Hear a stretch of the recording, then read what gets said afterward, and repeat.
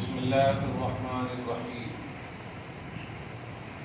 نحمده ونصلي ونسلم على حبيبه الكريم الأمين العزيز الرؤوف الرحيم وعلى آله وأصحابه الأفضلين الأكرمين أجمعين أما بعد فأعوذ بالله من الشيطان الرجيم بسم الله الرحمن الرحيم قل لا أملك لنفسي نفعا ولا ضرا إلا ما شاء الله صدق اللہ العظیم۔ رسول برکت کے لیے درود شریف پڑھنے کے اللہم صلی وسلم وبارک علی سیدنا وشفیعنا وحبیبنا ومولانا محمد معدن الجود والکرم وآلہ الکرام وابنہ الکریم وآلہ واصحابہ وبارک وسلم صلی اللہ تعالی علیہ وسلم۔ سورۃ الاعراف کی آیت نمبر 188 بہت ہی تختہ مشق بنایا جاتا ہے اس آیت کو بھی۔ اس میں 2 حصہ ہے، دوسرا حصہ میں آئندہ درس میں کروں گا۔ پہلا حصہ جہاں تک میں نے آج بھی تلاوت کی،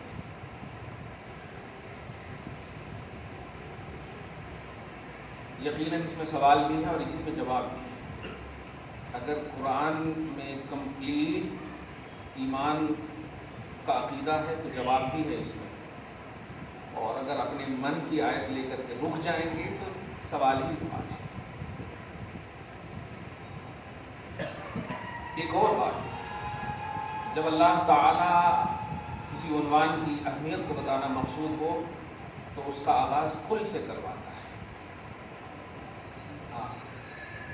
حالانکہ بات خدا کی ہے، لیکن کہہ رہا آپ کہیں، آپ الحمد کے الف سے لے کے والناس کی سین تک کیا بولتے ہیں؟ قول خدا ہے، یہ اللہ کا قول ہے، اللہ کا فرمان ہے، یہی تو بولتے ہیں، کلام الہی ہے۔ لیکن کلام الہی بھی یہ کہتا میرے حبیب آپ کہیے، کچھ سمجھے؟ اللہ پاک کا کلام ہے نا بھائی، اور کیا کہہ رہا اللہ تعالیٰ؟ اے حبیب آپ کہیے، تو یہ آپ جب کہیں گے تو یہ کس کی بات ہوگی؟ رسول کی بات ہوگی۔ جو کہے گا، قائل جو ہوگا اسی کا تو قول ہوگا۔ اللہ کا کلام ہے، اللہ کا کلام کہوا رہا ہے، یعنی یوں کہیے کہ قائل بنا رہا ہے مصطفیٰ۔ قائل بولے تو کہیے، کہنے والے آپ ہو جائیے، یہ ہے قول مصطفیٰ، قول خدا ہے۔ مگر اس میں وہی، اگر توحیدی ڈویژن نہ ہو تو پھر گڑبڑا جائیں گے۔ ایسا کیسے ہو سکتا ہے؟ اللہ سے پوچھو، ہم میرے سے کہیں پوچھ رہے ہیں؟ اللہ فرما رہا ہے اے حبیب آپ کہیے، لوگ نہیں میں قرآن کو مانتا ہوں، قرآن کہہ رہا ہے حبیب آپ کہیے۔ ایسا ایک دم دیکھیے ضدیوں کو کتنا زبردست انداز میں سیدھا کیا اللہ پاک نے۔ حالانکہ وہ چاہے تو مطلب تباہ کر سکتا ہے، ہلاک کر سکتا ہے، لیکن تھوڑا مزہ بھی لیتا ہے اپنی شان کے مطابق۔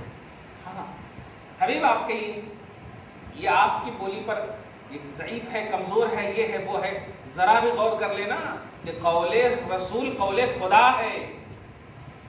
قل حبیب مکرم آپ کہیے، یہ سمپل ترجمہ جو عشق میں بھرا ہوا نہیں ہوتا ہے، سے محمد، مگر محمد ہی ہے، یہ دھیان رہے، اللہ نہیں ہے وہاں پر، محمد ہی ہے۔ اللہ کہہ رہا ہے کہ کہیے آپ۔ اب جو کہا جائے گا وہ خدا کی بولی ہوگی یا رسول کی بولی ہوگی؟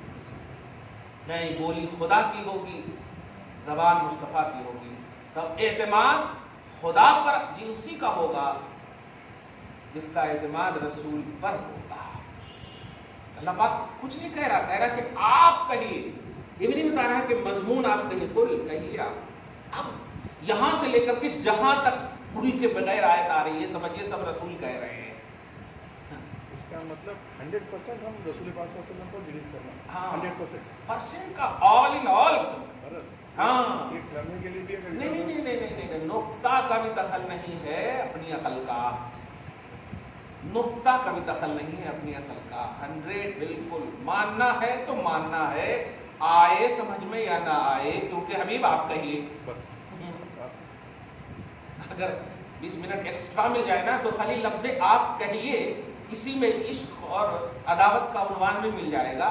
کیا لے کر بیٹھے ہو, کیا لے کر بیٹھے ہو. لیکن اہل عشق کہیں گے واقعی بولتے رہیے آپ, سبحان اللہ, بولتے رہیے آپ کہیے.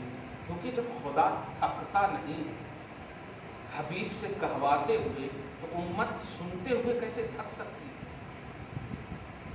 وہ خالق ہے نا, رب العالمین ہے, لیکن عنوان سب سے اہم اور اعلیٰ عنوان جب دینا چاہتا ہے تو آپ کہیے. اس کا مطلب یہ کہ جو بھی عنوان ہو اللہ کی بارگاہ میں اہمیت کا, آپ جس کو بھی سمجھتے ہیں آپ لائیے. توحید کا عنوان سمجھیے, الوہیت کا عنوان سمجھیے, غیر اللہ سے نہ مانگنے کا عنوان, جو بھی آپ عنوان لائیں, وہ سب اللہ کے نبی سے کہوایا گیا ہے.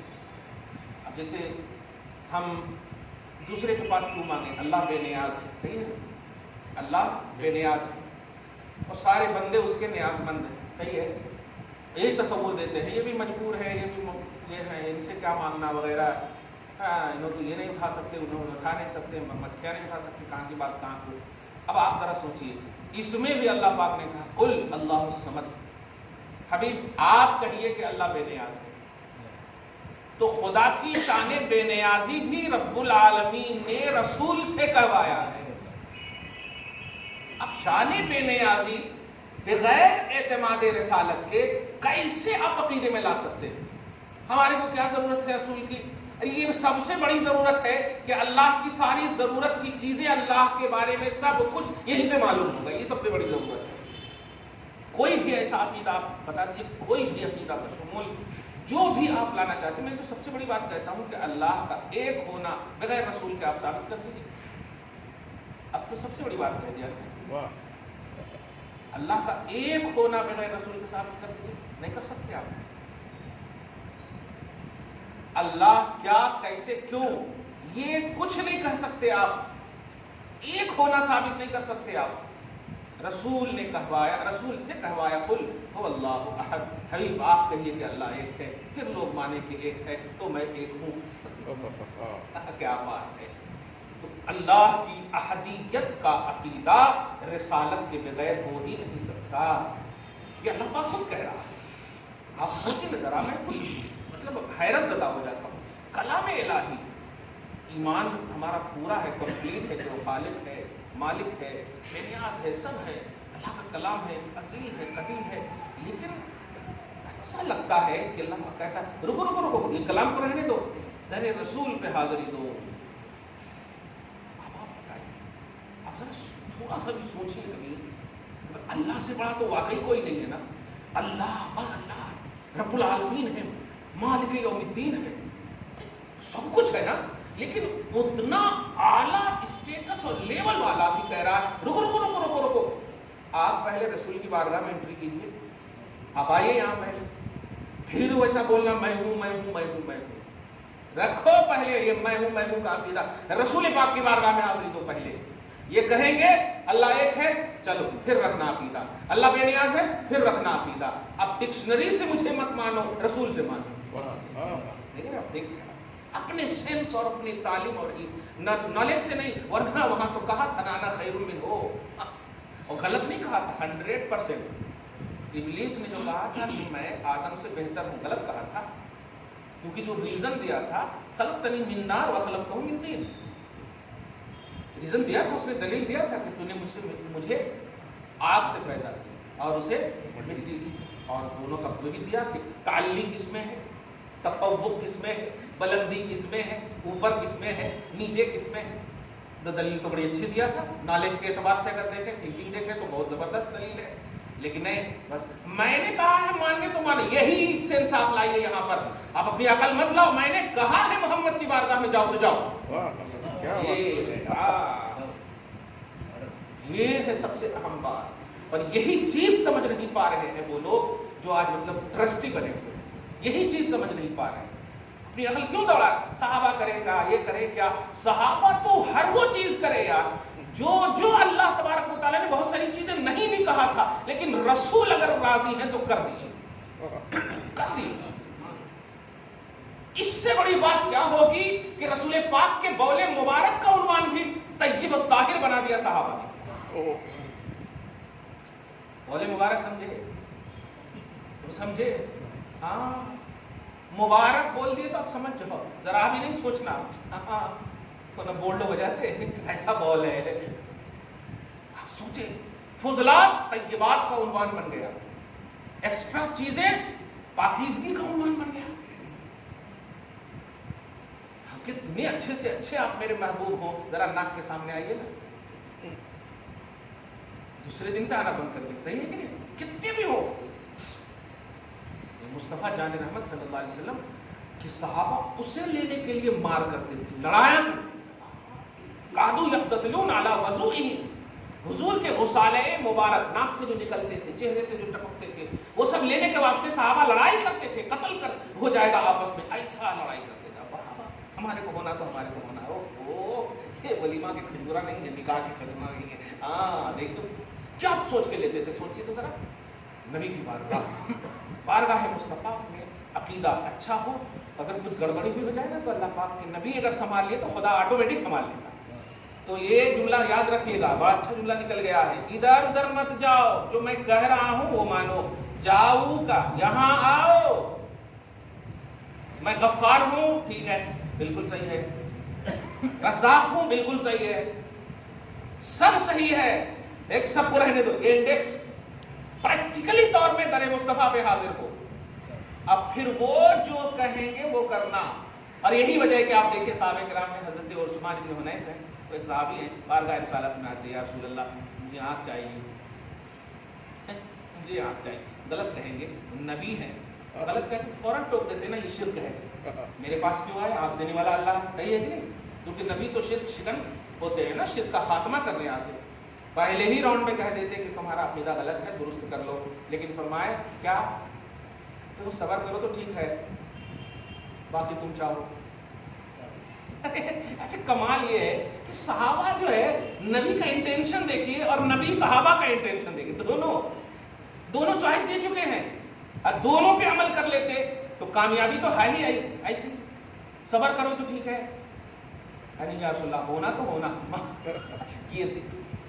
ہونا تو ہونا، ایک دم یہاں اس طرح ایک دم ترجمہ کیجیے۔ آپ لوگ بولتے نا جی کیسا کرتے ہیں، تم کیا جانے رسول کی بارگاہ میں بچہ بننے میں کتنا بڑا ہو جاتا ہے آدمی، نبی کی بارگاہ ہونا نبی جان گئے، اچھا ٹھیک ہے۔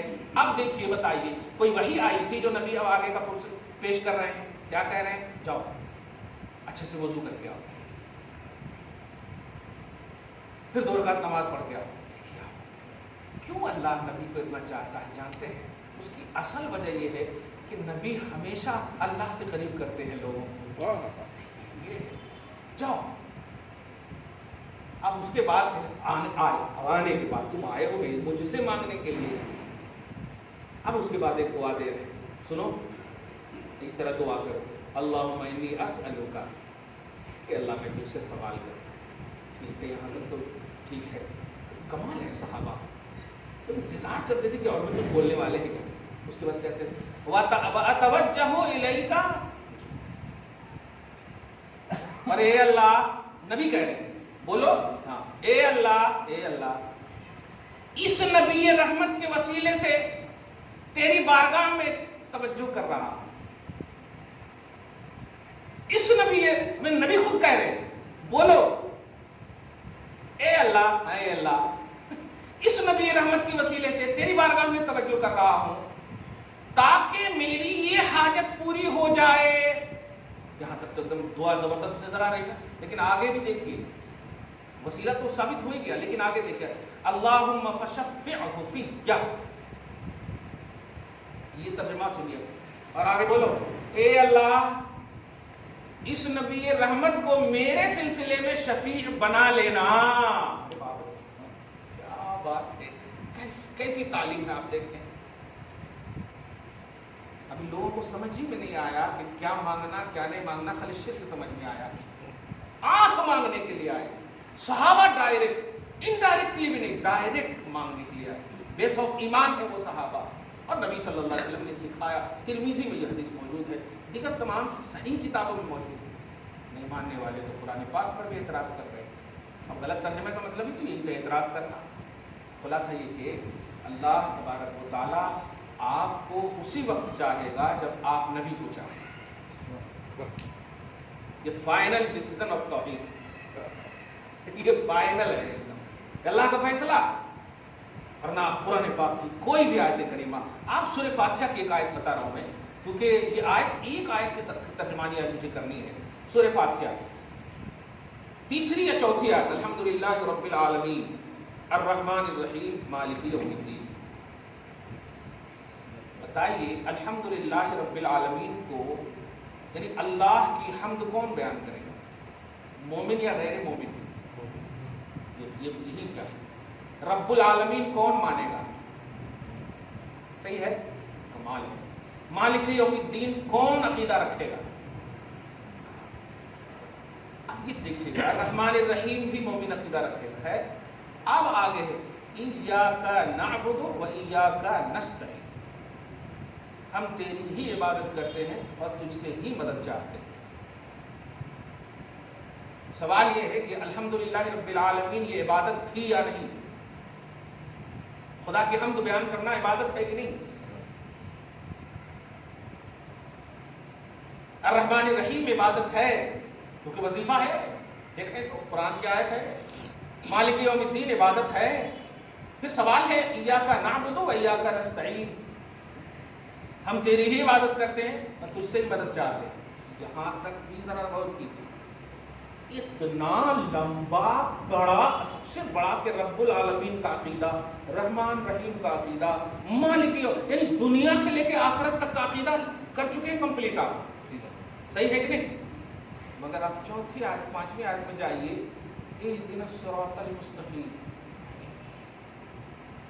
پوری دنیا رب العالمین ایسا عقیدہ اپنے اللہ کے حوالے سے رکھ لیا کہ تو سب کو پالنے والا ہے، تو رحم کرنے والا ہے، اور قیامت میں بھی تو نے مان لیا کہ مالک یوم الدین ہے تو. یعنی پورے دونوں جہان کا کمپلیٹ عقیدہ ہے. مگر پھر بھی آپ کو انکمپلیٹ اللہ پاک فرما رہا اور کہہ رہا بندے ابھی اور مانگنا. اہدنا الصراط المستقیم صراط الذین انعمت علیہم. اب کوئی تھنکنگ ذرا دیکھیے. یہ اللہ ہمیں سیدھی راہ چلا، ان لوگوں کی راہ چلا جس پر تو نے انعام کیا ہے. میں کہتا ہوں رب العالمین جب بولے تھے تو کیا تو اللہ کی راہ پر نہیں چل رہا تھا؟ رحمان الرحیم بولے اللہ کی راہ پر تھا. صحیح ہے کہ نہیں؟ مالک یوم الدین بولنے والا بھی صراط مستقیم پر ہے. ایاک نعبد و ایاک نستعین بولنے والا بھی صراط مستقیم پر ہے. لیکن اعتراض کیا کبھی آپ نے؟ نہیں کیا آپ نے. کیوں؟ کھل کر کہہ رہا ہوں اللہ چاہتا ہے محبوبوں کے حوالے سے آؤ. یہ عقیدہ کیا ہے اپنے پاس رکھو، میں چاہتا ہوں نبی کے حوالے سے آؤ. دیکھا تو رب العالمین کا عقیدہ رکھو، رحمان رحیم کا عقیدہ رکھو، مالک یوم الدین کا عقیدہ رکھو، ساری عبادتیں ساری مدد کا عقیدہ رکھو. لیکن امپورٹنٹ بات یہ ہے کہ مانگ مجھ سے اللہ میں ان لوگوں کے راستے پر چلا جن پر تو نے انعام کیا ہے. یہ ہے کمپلیٹ. اور انعام یافتہ بندوں میں سر فہرست اگر دیکھیں محمد عربی صلی اللہ علیہ وسلم مرکزی حیثیت رکھتے ہیں. باقی آپ کے صدقے میں سب ہیں. کلیئر بات ہوگی کہ نہیں؟ یہ چیزیں ہمیں سمجھنے کی ضرورت ہے. یہی چیزیں نہیں سمجھ رہے، اور یہ اس لیے ہے کہ آپ ڈکشنری سے سمجھ رہے ہیں کتاب الہی کو، ڈکشنری سے سمجھ رہے ہیں، زبان سے سمجھ رہے ہیں. حالانکہ جانتے ہیں اسی لغت اور ڈکشنری کی تردید کے لیے قرآن اترا، کیونکہ عرب والے اپنی زبان ہی پر فخر کرتے تھے. زبان ہی پر فخر کرتے.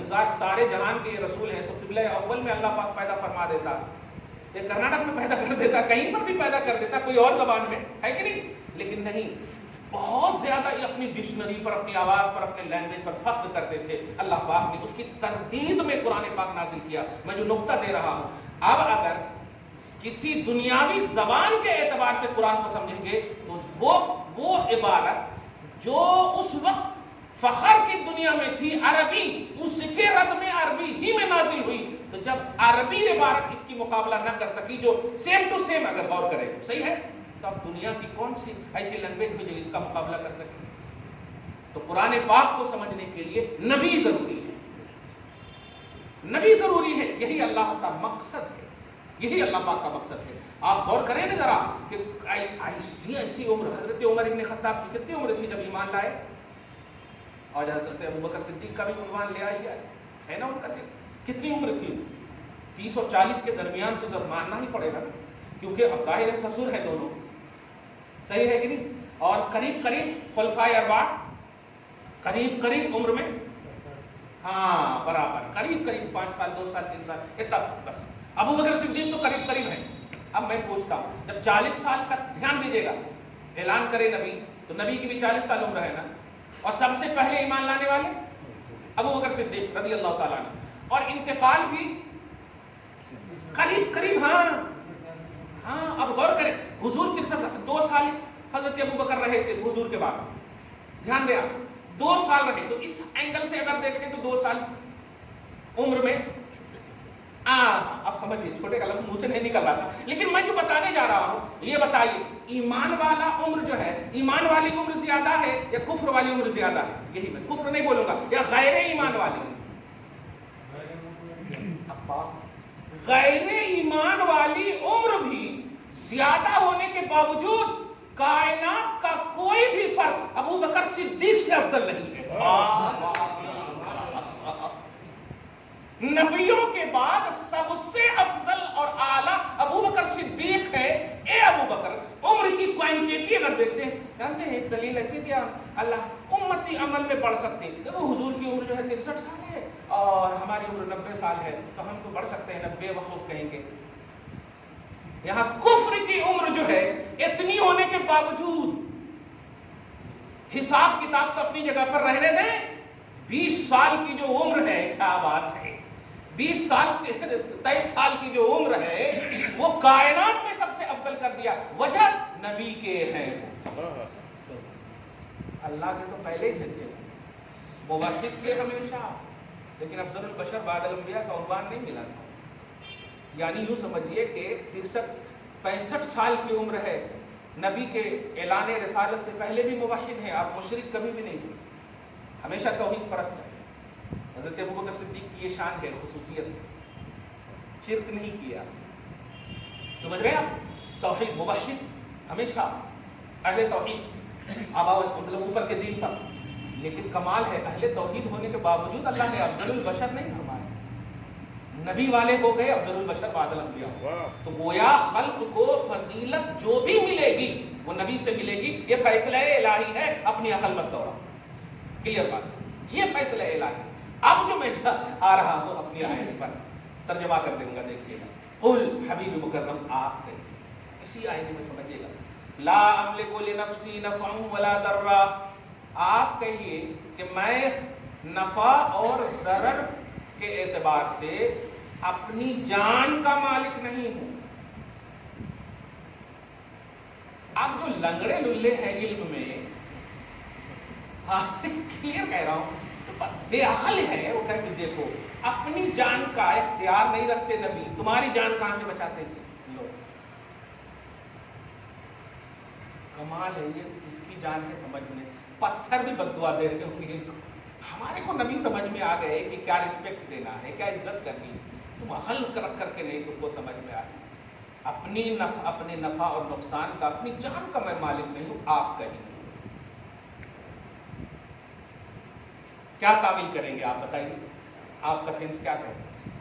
اے حبیب آپ کہیے کہ میں اپنی جان کا مالک نہیں ہوں. اور اسی آیت سے واویلا مچاتے ہیں اور کہتے ہیں نبی مجبور ہیں، جب اپنی جان کو، اپنے آپ کو نہیں بچا سکتے تو امت کو کیا بچائیں گے. یہ ہے جو بھی تعویلات ہیں، اس طرح کے جملے کہتے ہیں. تو ایک تو علمی جواب دیں بھیا، ذرا آگے پڑھیے نا. پہلا جواب یہ ہوگا آپ کا، ذرا سے آگے پڑھیے نا. آپ کا اسکرو ڈھیل ہے، سیدھا ہو جاتا آٹومیٹک. ہاں اللہ پاک آگے فرما رہا الا ماشاء اللہ. اب آپ بھی اپنے منہ سے بولتے ماشاء اللہ، ماشاء اللہ کیا بات ہے. اور نبی کا بھی رہا حبیب آپ کہیے کہ میں اپنی جان کا نفع اور نقصان، میں اپنی جان کو نہ نفع دے سکتا ہوں اور نہ نقصان پہنچا سکتا ہوں. آسان جملہ کہوں، یہ بتائیے کیا اپنی جان کو آپ نفع نقصان نہیں پہنچا سکتے؟ भाई मैं छुरी दूं और कहूं कि अब अपने हाथ को काटो, नुकसान होगा कि नहीं? पहुंचा सकते कि नहीं? है? कुआं में आप गिर जाए, नुकसान पहुंचा सकते कि नहीं? कमाल है। अब हेल्दी खाना खाएं, नफा पहुंचा सकते कि नहीं? तो नफा नुकसान उम्मती पहुंचा सकते हैं। और इस आयत से ताजदार अंबिया के मजबूरी होने का अकीदा उम्मत में दे रहे हैं। जो उम्मत नफा नुकसान की मालिक हो सकती है, उसके नबी के बारे में, और ऐसे नबी जो सारे नबियों के इमाम हैं, इस तरह का अकीदा। इसीलिए अल्लाह पाक आगे फरमा रहा, इल्ला माशा अल्लाह, मगर उतना जितना मैं चाहता। अब जितने भी लोग हैं इस इंडेक्स में, लेफ्ट वाले में जितने भी लोग ये हैं कि नबी मजबूर हैं, बस सारे इन इंडेक्स वालों से ये कहिए, बता कितना अल्लाह चाहता नफा और नुकसान का। ना अल्लाह की बारगाह में कितना जितना का उन्वान ही नहीं है। अल्लाह जितना चाहता, लफ्ज़ माँ है हजरत अरबी में मन और माँ, मैं कितनी बार इसकी तौसीह कर चुका हूँ। जैसे सब्बह लिल्लाहि मा फिस समावाति व मा फिल अर्द, अल्लाह ही के लिए है वो जो आसमान और ज़मीन में है, सब अल्लाह की तस्बीह करते हैं। युसब्बिहु लिल्लाहि मन फिस समावाति व मन फिल अर्द, है नहीं? तो मन और माँ, तर्जमा आप उर्दू में यही देखेंगे, जो भी है आसमान ज़मीन में सब तस्बीह करते हैं, जो ही का लफ्ज़ है। लेकिन आपको इल्मी तौर पर बताऊँ, माँ जो है सब मखलूक इसमें शामिल है। इंसान, जिन्नात, शजर, हजर, पत्थर, हर मखलूक अल्लाह के सिवा माँ में सब है। और मन में सिर्फ अकल वाली मखलूक, इंसान और फरिश्ते, अकल वाली मखलूक। समझ गया? कुछ मखलूक निकल गई। इस आयत में क्या है? क्या बात है, माशाअल्लाह।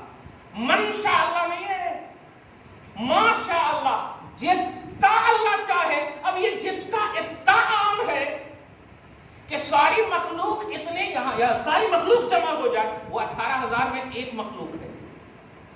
पैदा करने वाला बोल रहा है मैं जितना चाहूं।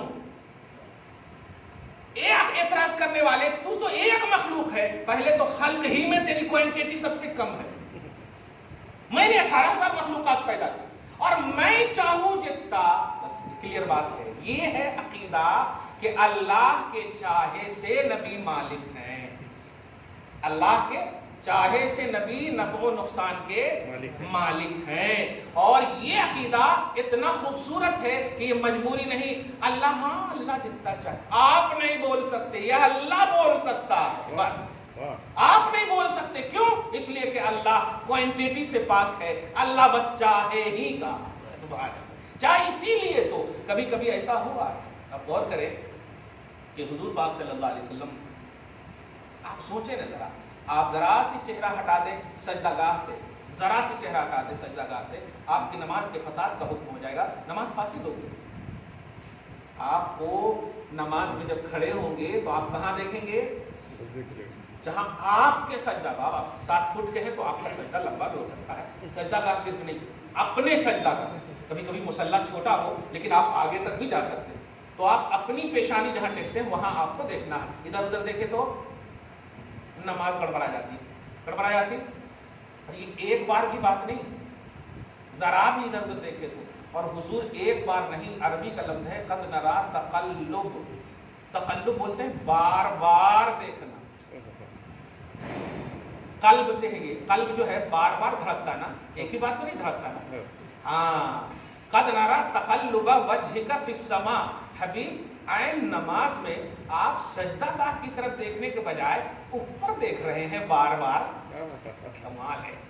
अच्छा, डांटने के बजाय, यानी मुफ्तियां फतवा देने के बजाय, मतलब तारीफ फरमा रहा अल्लाह ताला, हम आपके चेहरे मुबारक को आसमान की तरफ बार बार उठा करके आईने नमाज में देखने को देख रहे हैं, बार बार देखने को देख रहे हैं, फतवा लगाने के बजाय देखने को देख रहे हैं। अब उस आयत का भी तर्जुमा कीजिए, इसमें कहा गया अगर आप भी अपने मन से कहेंगे तो हम आपके शहरक को काट देंगे। बेवकूफ कहेंगे शहरक को बादशाह है, वो बादशाह है, शहरक को उनका नवासा बादशाह हस्तो हुसैन। आप ये जुमला कह रहे हो, यहाँ क्या आपके चेहरे को नमाज की हालत में, नमाज से पहले हो सकता है, अगर देख रहे हो तो ठीक है, ख्वाहिश कर सकते हैं, उसमें ठीक है। आइन नमाज में शराइते नमाज ये है सजदागाह को देखना, لیکن آپ کے چہرے کو ہم بار بار دیکھ رہے ہیں اور ہم جان رہے ہیں کہ آپ کیا چاہ رہے ہیں. ماشاءاللہ کیا بات ہے, سبحان اللہ. پارہ نمبر 2 کی فصل میں ہم آپ کے چہرے کو دیکھ رہے ہیں. قد نرى تقلب وجهك في السماء فلنولينك قبلة ترضاها. آپ کے حساب سے پڑھ رہا ہوں میں, تجوید کے حساب سے نہیں. ترضاها.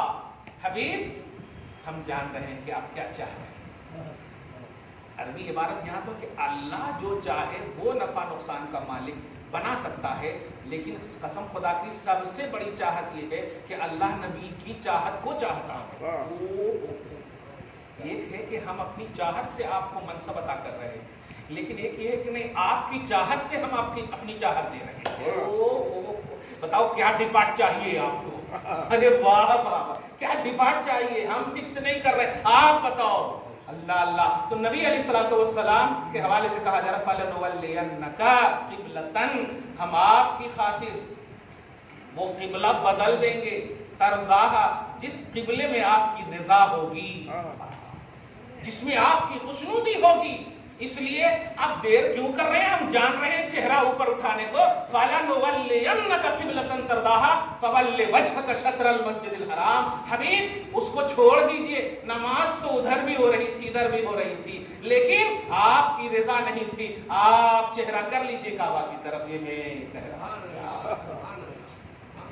فَوَلِّ وَجْهَكَ شَطْرَ الْمَسْجِدِ الْحَرَامِ. نبی کو مجبور سمجھنے والے کی نماز نہیں ہو سکتی. کلیئر کہہ رہا ہوں میں. آپ جو نبی کے حوالے سے نگیٹو عقیدہ رکھ کر نماز پڑھتا ہو, اس کی نماز ہرگز نہیں ہوگی. قبول ہونے تو بات کی بات ہے, ہوگی ہی نہیں نماز. کیوں؟ اس لیے کہ جس قبلہ کی طرف آپ چہرہ کر کے نماز پڑھتے ہیں وہ مصطفیٰ کی رضا والا قبلہ ہے. اللہ نماز قبول کرتا, اور قبلہ کو اللہ نے رسول کی خاطر فکس کیا ہے. فکس کیا ہے, علت سمجھیے آپ, فکس کیا ہے اور تیرے لیے واجب قرار دیا ہے قبلہ. نبی کی خوشی کے لیے بدلا اور تیرے لیے واجب. اس طرف چہرہ نہیں کیے تو نماز نہیں ہوتی. کیوں؟ میرے حبیب نے چاہا ہے. یہ کیا بات ہے, حبیب نے چاہا ہے. معلوم یہ ہوا اب کوئی بھی استقبال قبلہ سے پہلے استقبال نبوت ضروری ہے. نبی کا استقبال, نبی کی تعظیم, نبی کا رسپیکٹ, نبی کا احترام, وہ قبلہ. اے اللہ, جس قبلہ کی خاطر تو نے قبلہ کو بدل دیا, اس قبلہ کے وسیلے سے ہمارے دل کے قبلے کو بھی سلامت رکھنا اس قبلہ کی طرف. یہ ہے عنوان. تو نماز جیسی اہم عبادت کا جو ہمارا قبلہ ہے, بتائیے پوائنٹ آف صلاح, وہ مصطفیٰ کی وجہ سے. اب رہا آپ کے پاس کیا, بتائیے. ہاں یہ بولتے ہیں نا, ارے آپ اتنے دیر سلام کیوں پڑھ رہے ہیں, اتنے دیر فاتحہ کیوں کر رہے ہیں, اتنے دیر نظر کیوں کر رہے ہیں, آپ جو ہے نفل پڑھ لو. بولتے ہیں نفل پڑھ لو, نماز پڑھ لو, یہ کر لو. نفل پڑھنے کے لیے ساری چیزیں آ جاتی ہیں یہاں پہ, تو ان کو کہو نفل میں قبلہ کدھر کرتے ہیں. نفل میں قبلہ جو ہے سعودی عرب کی طرف نہیں کرتے, کعبہ ہی کی طرف کرتے. دنیا کے کسی کونے میں رہو, متوجہ لجہت الکعبہ, متوجہ لجہت الکعبہ, جس کا صاف مطلب یہ ہوا کہ وہ قبلہ جس قبلہ میں رسول کی رضا ہے. اب یہاں پر وہی پہلا جملہ, تم کو جو سوچنا ہے سوچ, میں نے فیصلہ کر دیا ہے. حبیب جو کہیں, حبیب جو چاہیں وہی میں چاہوں. اب تو چاہ تو دوں گا, نہیں چاہ تو جاؤ, آئی ڈونٹ کیئر. یہ فیصلہ توحید کا, یہ اللہ پاک کا فیصلہ ہے. اب عقل کے اندھے اگر کہنے لگے کہ نہیں ہم نہیں, تو پھر چھوڑ دیں. قبلہ اول کی طرف نماز پڑھیں, بیت المقدس کی طرف نماز پڑھیں, تحری کی ضرورت بھی نہیں ہے. کیوں؟ اس لیے کہ رسول نے گزارش بھی نہیں, رضا. جملے پہ غور کریں آپ, پھر ہوتا ہے نا اس طرح امتی کی خاطر مولا, یہ طلب بھی نہیں. کمال ہے. چشمہ علم و حکمت پہ لاکھوں سلام. قسم سے غور کریں آپ, ہم آپ کے چہرے کو دیکھ رہے ہیں. قد نرى تقلب وجهك في السماء پر جتنی گفتگو ہو سکتی ہے. اگر یہ ہوتا نا بار بار جو آپ مجھ سے کہہ رہے ہیں نا, مجھے ٹھیک نہیں لگ رہا میرے حبیب, ٹھیک ہے آپ کی اس بولی کو قبول کر لیتا ہوں, یہ نہیں کہ نہیں, آپ کا چہرہ جو دیکھ رہا ہوں نا, وہ خوبصورت چہرہ ہے. اور مقصد تقلب بھی جان رہا ہوں, کیوں آپ بار بار ہے. اب آپ سوچیں, کیا اپنے لیے قبلہ کو قبلہ بنانا چاہ رہے تھے نبی؟ پوری دنیا پر نبی کا یہ احسان اگر نہیں ہے مسلیوں کی نگاہ میں تو آپ دنیا میں رفع یدین کے ساتھ پڑھو، بغیر رفع یدین کے پڑھو، قرأت خلف الامام کرو، آمین بالجہر کرو، کچھ بھی کرو، متوجہ جہت الکعبہ التی ترداہا، وہ کعبہ جس کو مصطفیٰ پسند کریں، یہ عقیدہ نہیں ہے تو آپ چیختے رہیے رفع یدین کے بغیر نماز نہیں ہوتی۔